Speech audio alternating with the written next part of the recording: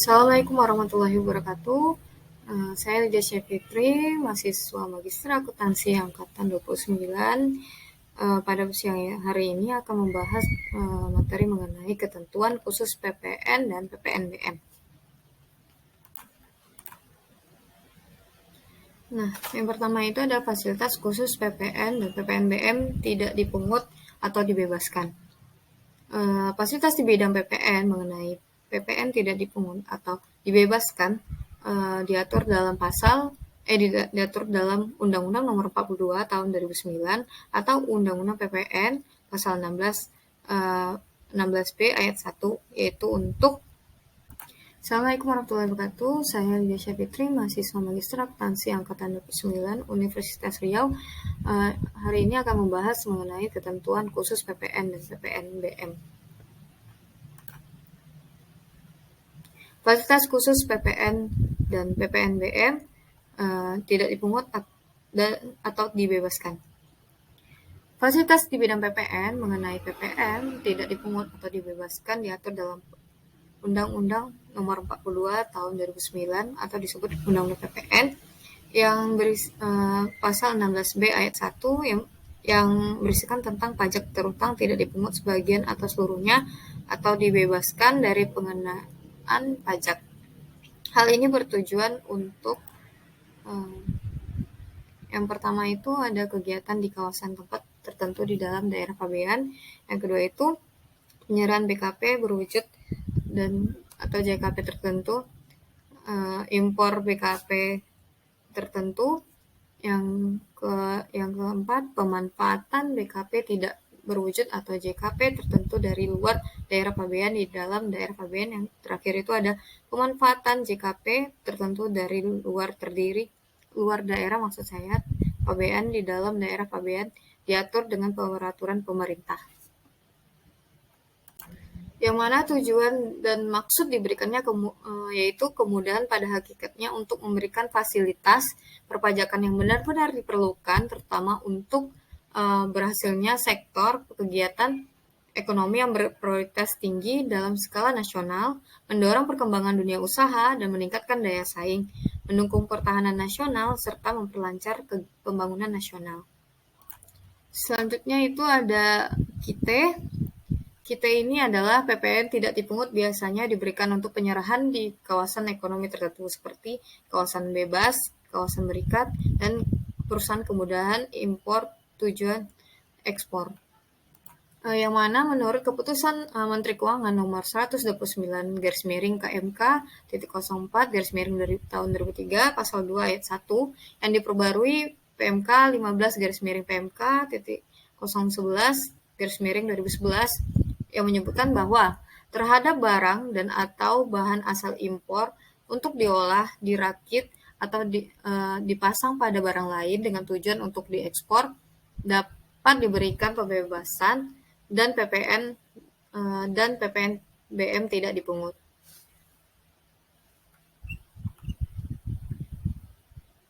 Yang mana PPN dan PPNBM tidak dipungut terhadap yang pertama itu ada terhadap barang dan atau bahan asal impor untuk diolah, dirakit, atau dipasang pada barang lain di perusahaan dengan tujuan untuk diekspor dapat diberikan pembebasan serta PPN dan PPNBM tidak dipungut. Yang kedua itu terhadap hasil produksi yang bahan bakunya berasal dari impor yang diserahkan ke kawasan berikat untuk diproses lebih lanjut dapat diberikan pembebasan dan atau pengembalian serta PPN dan PPNBM tidak dipungut. Lalu ada fasilitas pabean atau cukai atas impor barang keperluan pandemi COVID-19. Pada tahun 2020 diterbitkan aturan baru Peraturan Menteri Keuangan Nomor 34 Tahun 2020 tentang pemberian fasilitas kepabeanan dan atau cukai serta perpajakan atas impor barang untuk keperluan penanganan pandemi coronavirus disease atau disingkat dengan COVID-19, tidak memungut pajak pertambahan nilai atau disingkat PPN atas impor barang untuk keperluan penanganan pandemi COVID-19. Jadi, segala impor atas alat kesehatan yang diperlukan untuk penanganan pandemi tidak dipungut PPN. Ini juga diatur dalam aturan tersendiri. Kemudian ada fasilitas pembebasan PPN atau PPNBM. Berbeda dengan yang tidak dipungut, penyerahan BKP atau JKP yang PPN-nya dibebaskan tidak diperkenankan untuk mengkreditkan pajak masukannya. Seperti halnya tidak dipungut, penanganan BKP atau JKP yang PPN dibebaskan tetap menerbitkan faktur pajak. Adanya perlakuan khusus berupa pembebasan dari pengenaan pajak pertambahan nilai mengakibatkan tidak adanya pajak keluaran. Sehingga pajak masukan yang berkaitan dengan penyerahan BKP atau JKP yang memperoleh pembebasan tersebut tidak dapat dikreditkan. Yang mana fasilitas pembebasan PPN atau PPNBM ini yang pertama itu ada pembebasan PPN atas impor dan atau penyerahan BKP tertentu yang bersifat strategis. Menurut PP nomor 12 tahun 2001, PP nomor 31 tahun 2007. Yang selanjutnya itu ada pembebasan PPN atas impor dan atau penyerahan BKP tertentu yang mana terdiri dari atas impor dan atau penyerahan buku pelajaran umum, kitab suci, dan buku pelajaran agama dibebaskan dari pengenaan PPN. Yang kedua itu ada atas penyerahan rumah umum seperti rumah umum, pondok boro. Pondok boro ini adalah bangunan sederhana yang dibiayai oleh perorangan atau koperasi buruh atau karyawan dengan penghasilan rendah. Yang selanjutnya itu ada asrama mahasiswa dan pelajar serta perumahan lainnya dibebaskan dari pengenaan PPN.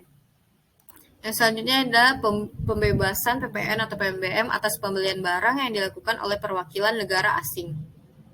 Yang selanjutnya itu adalah yang keempat itu ada pembebasan PPN atas penyerahan jasa ke bandar udaraan tertentu oleh penyelenggara bandar udara kepada perusahaan angkutan udara niaga yang melakukan kegiatan penerbangan luar negeri.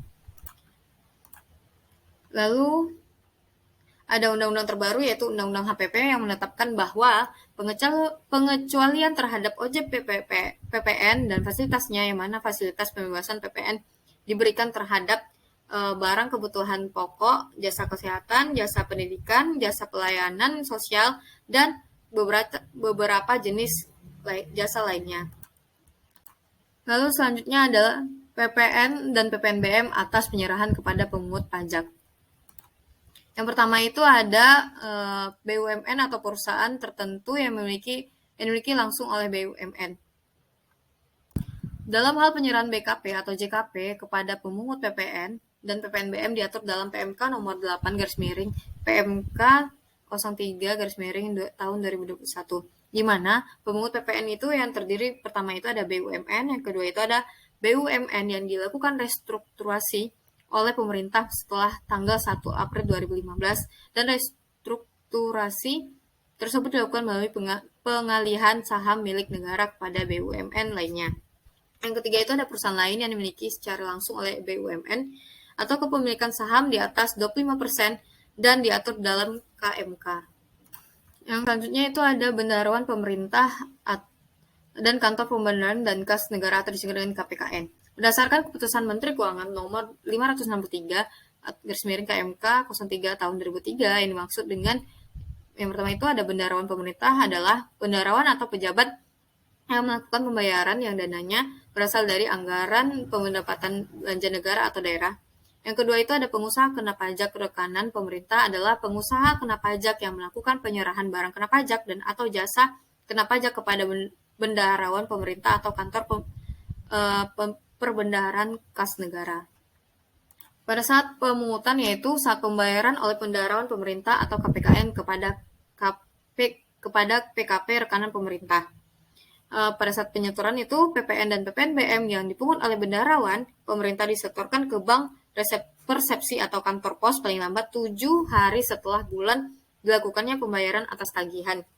Yang selanjutnya itu pencatatannya itu penyetoran PPN dan PPNBM yang dipungut oleh KPKN dilakukan pada saat pemungutan PPN dan PPNBM, yaitu pada saat pembayaran oleh KPKN kepada PKP rekanan pemerintah.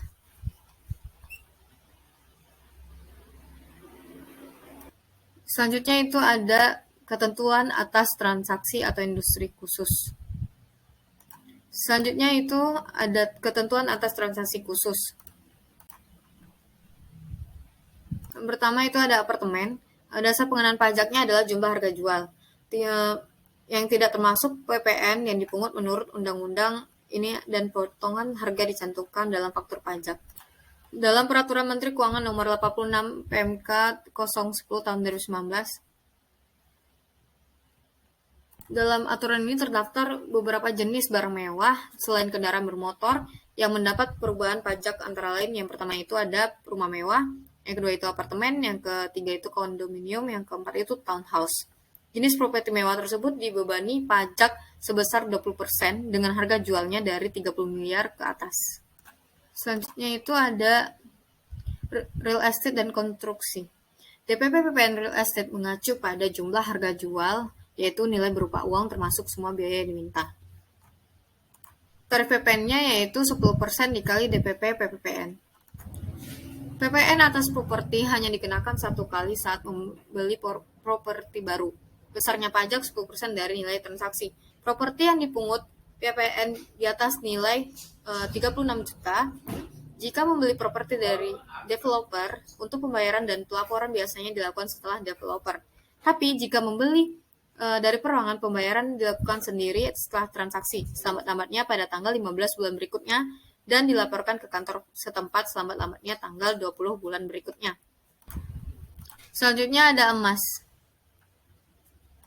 Dalam Aturan Menteri Keuangan Nomor 83/KMK 03 Tahun 2002, dari peraturan tersebut dapat beberapa hal, antara lain dalam pasal 2 yaitu pengusaha toko emas perhiasan wajib melaporkan usahanya untuk dikukuhkan sebagai pengusaha kena pajak.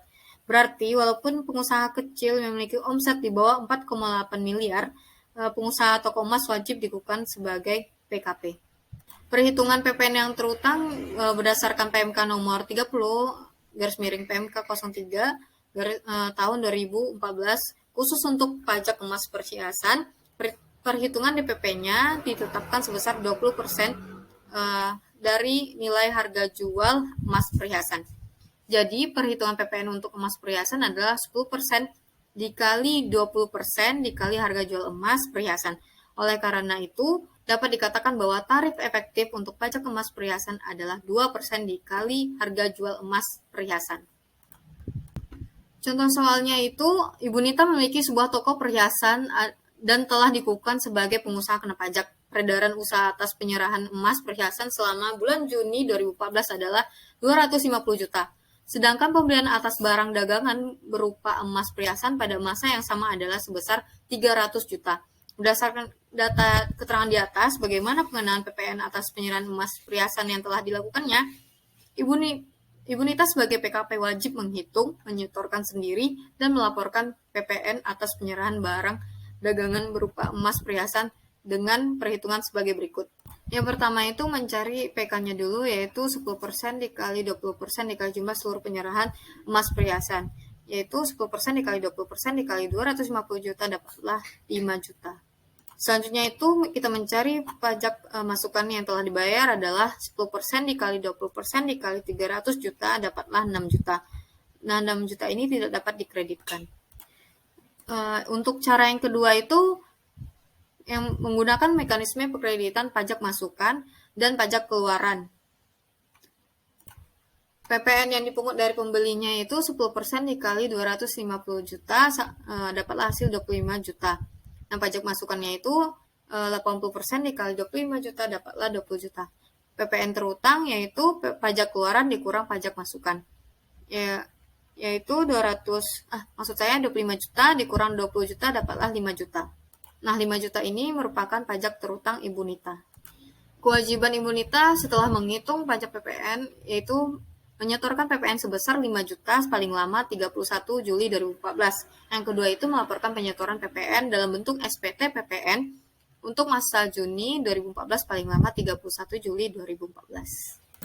Selanjutnya itu transaksi syariah. Penjelasan pasal 4A ayat 3 dalam Undang-Undang PPN dijelaskan bahwa jasa pembiayaan berdasarkan prinsip syariah tidak dikenai PPN. Dengan demikian, kegiatan pembiayaan dengan prinsip jual beli, pembiayaan dengan prinsip sewa menyewa, dan pembiayaan dengan prinsip bagi hasil yang dilakukan oleh bank syariah merupakan penyerahan jasa keuangan yang tidak terutang PPN. Selanjutnya itu ada pedagang eceran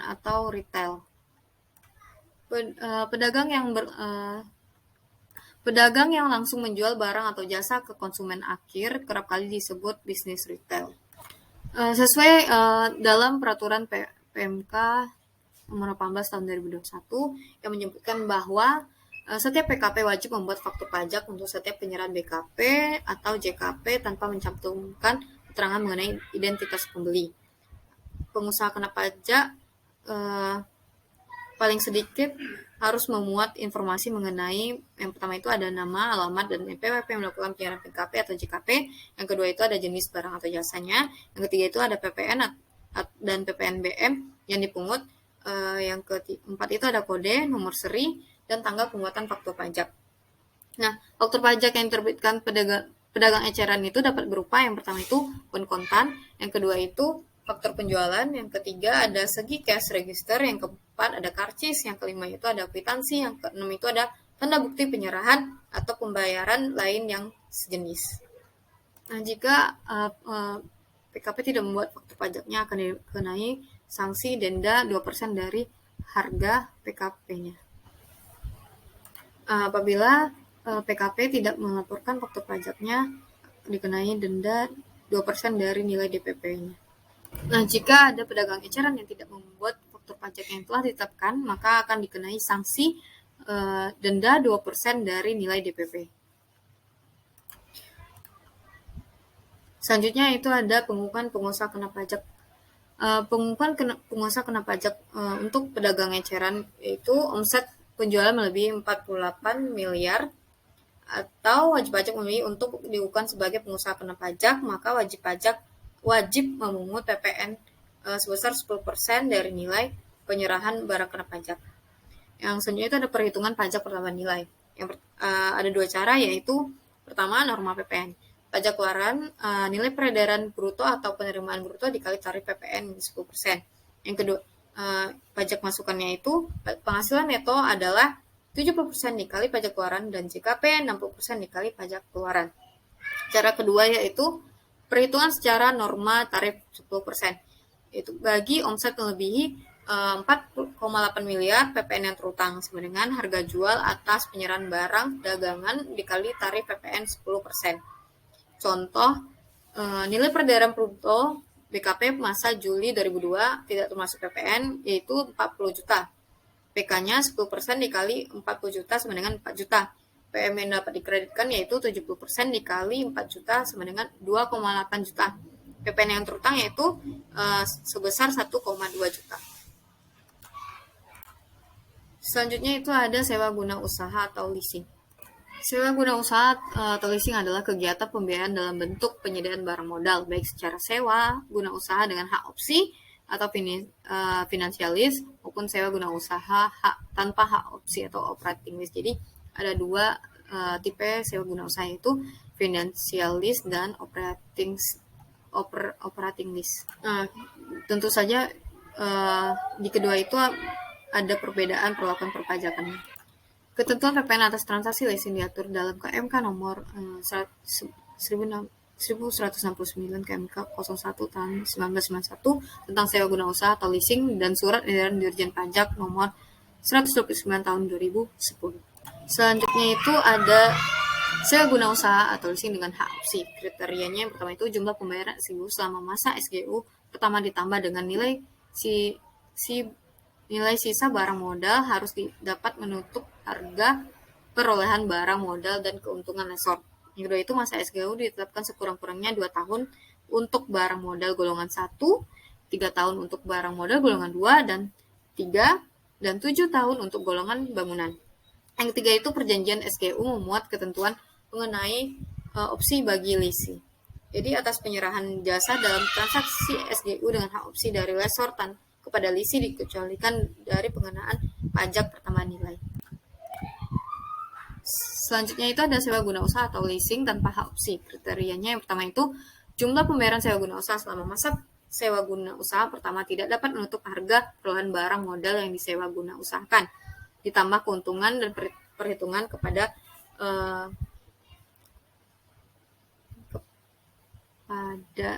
lessor harga perolehan barang modal yang disewa guna usahakan ditambah keuntungan yang diperhitungkan oleh lessor lebih besar sama dengan jumlah pembayaran sewa guna usaha selama masa sewa guna usaha pertama. Perjanjian sewa guna usaha tidak memuat ketentuan mengenai opsi bagi lisi. Nah, jadi atas penyerahan jasa dalam transaksi sewa guna usaha tanpa hak opsi dari lesor kepada lisi terutang pajak pertambahan nilai. Selanjutnya itu ada transaksi sell and leaseback atau disingkat dengan SLB. Di mana transaksi SLB ini barang kena pajak yang menjadi objek pembayaran berasal dari pihak lisi yang dijual oleh lisi untuk kemudian dipergunakan kembali oleh lisi. Sama dengan sewa guna usaha, cuman yang berbedanya ini yang dimiliki oleh lisi dan dipakai oleh lesor kembali lagi kepada lisi.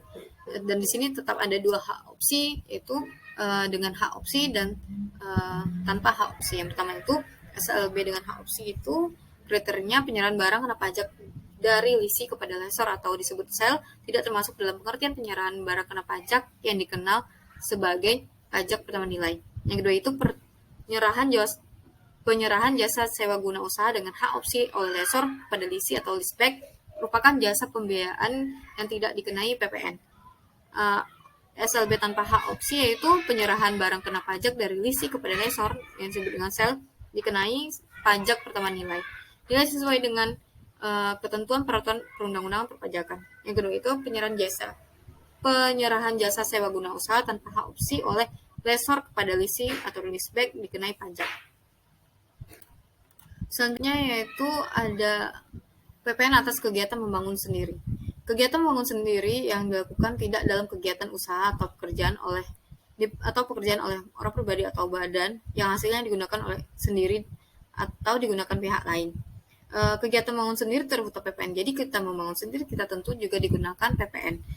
Ketentuan ini mengenai PPN kegiatan membangun sendiri ini tertuang dalam Peraturan Menteri Keuangan Nomor 100/3 PMK tahun 2012.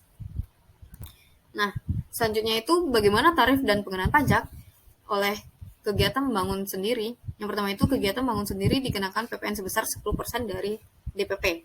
Yang kedua itu dasar pengenaan pajak atas kegiatan membangun sendiri adalah 20% dari jumlah biaya yang dikeluarkan dan atau dibayarkan tidak termasuk harga perolehan tanah. Jadi harga tanah itu tidak dimasukkan ke biaya DPP-nya. Yang itu selanjutnya itu termasuk dalam pengertian jumlah biaya yang dikeluarkan dan atau dibayarkan untuk membangun sendiri adalah juga jumlah PPN yang dibayar atas perolehan bahan dan jasa untuk kegiatan membangun sendiri tersebut. Selanjutnya itu ada penyetoran dan pelaporan. PPN yang terutang sebesar 10% dikali 20% dari seluruh biaya yang dikeluarkan dan atau dibayarkan harus disetorkan seluruhnya dengan menggunakan surat setoran pajak atau disingkat dengan SSP atas nama orang pribadi atau badan yang melaksanakan kegiatan membangun sendiri paling lambat tanggal 15 bulan berikutnya setelah bulan melakukan kegiatan membangun sendiri. Selanjutnya itu OP atau badan yang melakukan kegiatan membangun sendiri wajib melaporkan kepada KPP di tempat pembangunan tersebut berada dengan mempergunakan SSP lembar ketiga bukti setoran PPN paling lambat tanggal 20 pada bulan dilakukannya penyetoran. Nah, selanjutnya itu ada kasus PPN dan PPNBM. Yang pertama itu ada PT memproduksi PTM atau barang kena pajak tergolong mewah dengan tarif 20% dalam bulan November 2015 menjual barang kepada PT ABX seharga 50 juta belum termasuk PPN. Yang kasus B-nya itu harga jual barang yaitu 1,3 M termasuk PPN dan PPNBM. Nah, kita akan mencari solusi untuk kasus A. Perhitungan PPN dan PPNBM-nya yang pertama itu harga barang itu 50 juta. Jadi PPN itu 10% dikali 50 juta dapatlah 5 juta. PPNBM-nya itu 20% dikali 50 juta dapatlah 10 juta. Nah, jumlah harga yang kepada PT ABX itu 50 juta ditambah 5 juta tambah 10 juta dapatlah 65 juta. Nah, untuk jurnalnya yaitu jurnal bagi PT ABC sebagai penjual atau pemungut PPNBM yaitu kas atau piutang 65 juta, di debit dan di kredit itu PPN keluaran, utang PPNBM dan penjualan 5 juta, 10 juta, dan 50 juta di bagian kreditnya. Selanjutnya itu jurnal untuk bagi PT ABX sebagai pembeli atau pemungut atau yang terpungut PPNBM. Yang pertama itu di bagian debitnya itu pembelian persediaan 60 juta, PPN masukan 5 juta. Nah, di bagian kreditnya itu kas atau utang 50 juta. Keterangannya di sini, apabila PT ABX akan menjual lagi barang yang dibeli dari PT ABC tersebut, maka PT ABX tidak boleh lagi memungut PPNBM, namun masih boleh memungut PPN ke konsumennya. Selanjutnya itu ada kasus B, perhitungan PPNBM-nya itu 10 PPN-nya itu 10 per 110 ditambah 20% dikali 1,3 miliar, dapatlah 100, maksud ini 100 juta, itu tipe. Terus PPNBM-nya itu 20 per 110 ditambah 20 dikali 1,3 M, dapatlah 200 juta. Nah, sekian dari sharing saya hari ini. Apabila ada kesalahan mohon dimaafkan. Wabillahi taufiq wal hidayah. Wassalamualaikum warahmatullahi wabarakatuh. Terima kasih. Jangan lupa ya subscribe ya YouTube saya, Desya Fitri.